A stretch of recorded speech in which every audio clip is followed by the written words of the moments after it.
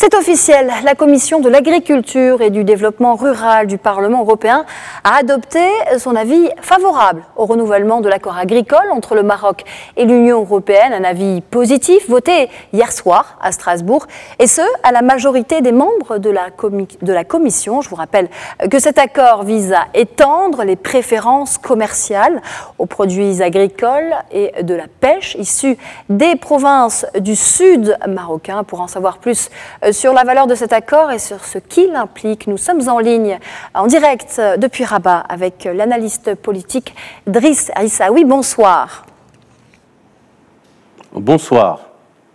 Alors Driss Aissaoui, un pas a été franchi au Parlement européen concernant cet accord.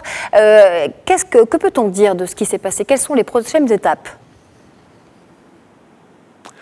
En fait, ce qui s'est passé, c'est que, comme on le sait tous, cet accord, entre tous les accords qui sont passés entre l'Union européenne et les pays tiers, notamment ici le Maroc, il y a un processus de validation, de discussion au sein de la Commission européenne, qui reçoit un mandat d'ailleurs de la présidence de cette commission.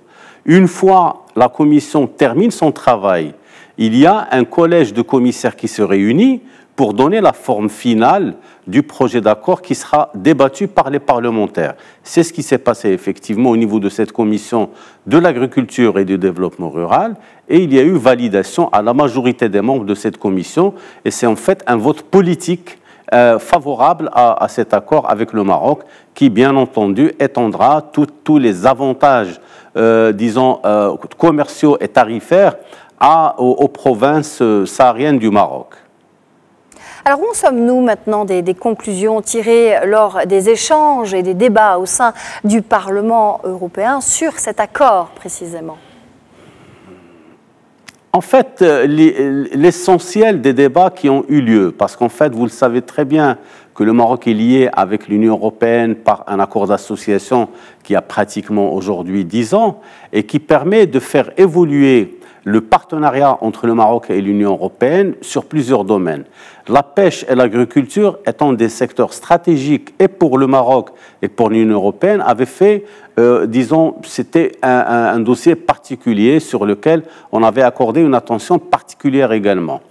Ce qui s'est été discuté, est-ce que l'accord de pêche, l'accord d'agriculture, même les produits qui viendront des provinces sahariennes du Maroc seront intégrés à cet accord, alors que il y a, vous savez, tout le monde le sait, le Polisario a essayé d'interjeter des recours pour dire que ce territoire ne pouvait pas être intégré. Or, il y a eu tout un processus de négociation qui a permis aux Européens de se rendre compte que tout le travail qui a été fait, c'est justement en faveur des populations.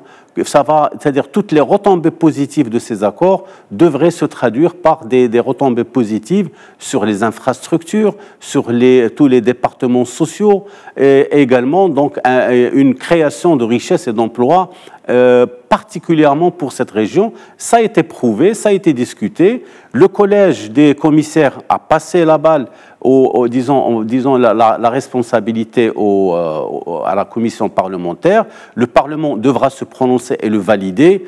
Et à ce moment-là, en ce qui concerne cet accord agricole, ce sera la dernière étape, c'est la validation par le Conseil de l'Europe de manière générale. Alors, vous venez d'en parler, les conséquences de cet accord seront donc des conséquences économiques positives, des conséquences sociales également. Est-ce que, en quelques mots, vous pouvez nous rappeler ce que contient véritablement cet accord dans les grandes lignes pour bien comprendre? Vous savez, sur les anciens accords, par exemple pour la pêche, il y avait toujours un volet qui concerne la formation professionnelle, qui concerne par exemple les villages de pêche, etc.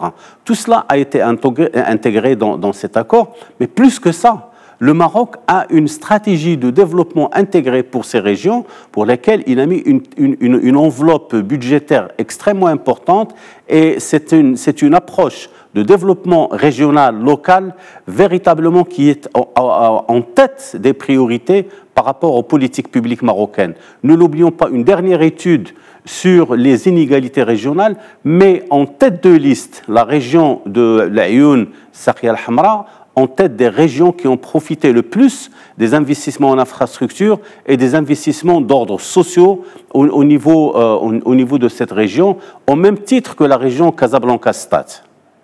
Driss Aissaoui, merci. Je rappelle que vous êtes analyste politique et que vous étiez en direct avec nous depuis Rabat.